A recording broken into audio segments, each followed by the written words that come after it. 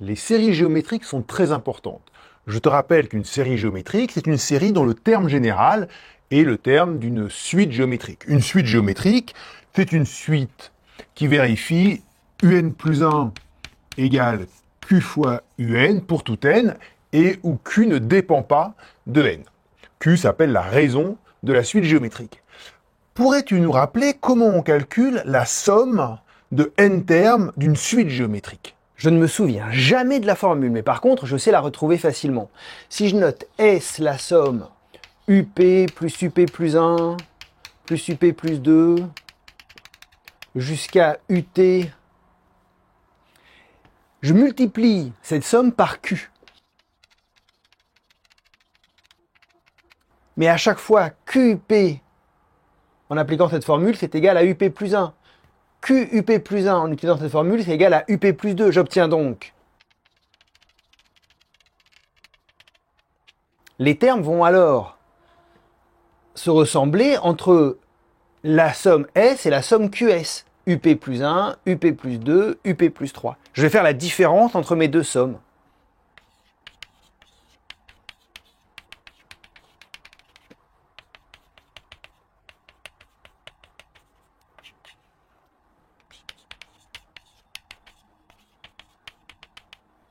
Finalement, on obtient 1 moins QS égale UP moins UT plus 1, c'est-à-dire S égale UP moins UT plus 1 sur 1 moins Q, si jamais Q est différent de 1.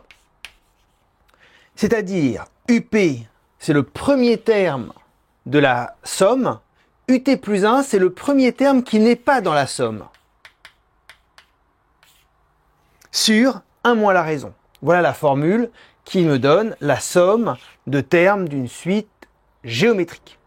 Très bien. Que peux-tu en déduire pour la convergence d'une série géométrique de ce type-là? Dans le cas des séries géométriques, on peut calculer les sommes partielles. C'est ce que l'on va faire pour étudier la convergence de la série.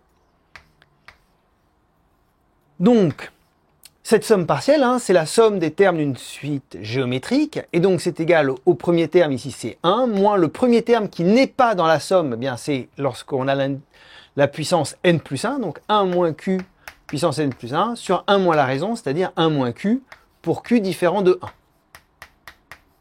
Alors il y a différents cas, si q en valeur absolue est strictement inférieur à 1, alors eh bien, q à la puissance n plus 1 tend vers 0, et donc Sn tend vers alpha sur 1 moins q. Si q est supérieur à 1, strictement, alors Sn c'est égal à alpha q puissance n plus 1 moins 1 sur q moins 1. Ça c'est positif, le numérateur et le dénominateur sont positifs.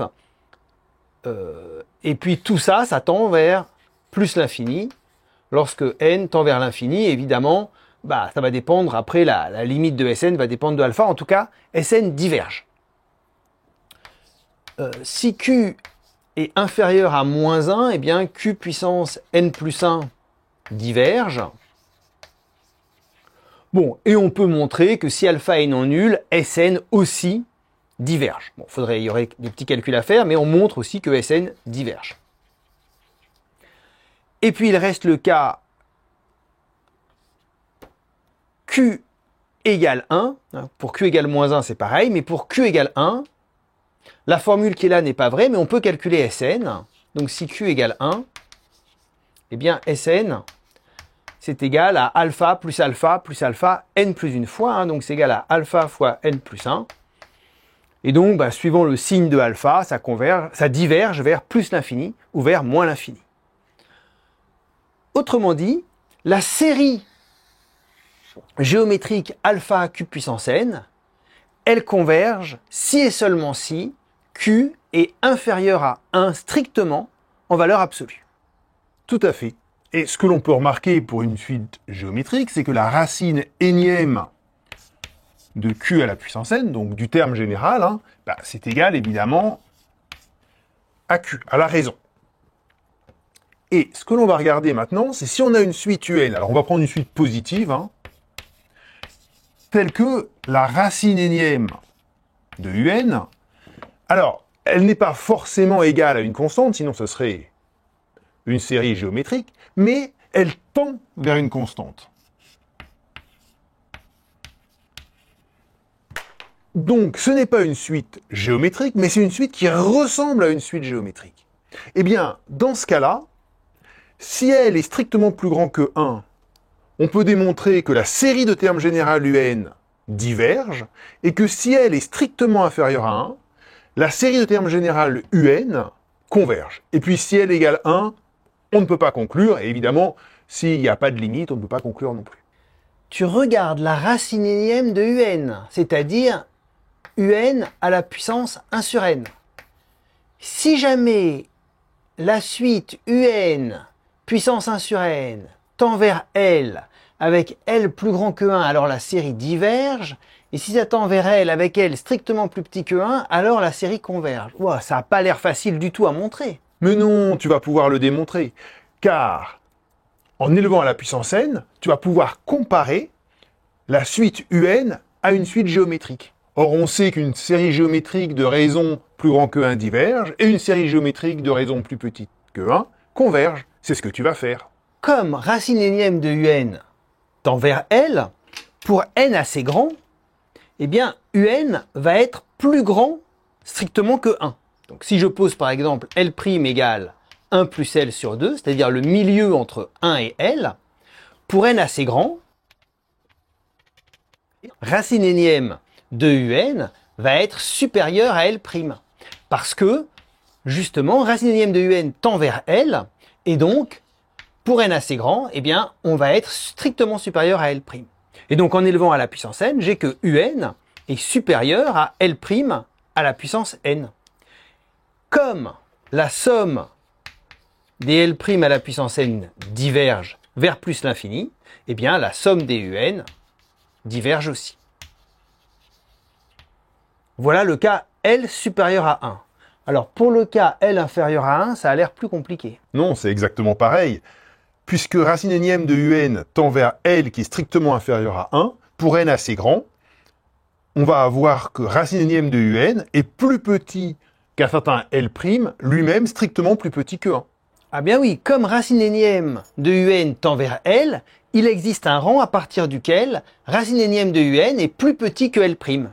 Par exemple, L', c'est le milieu entre L et 1, et c'est bien strictement inférieur à 1.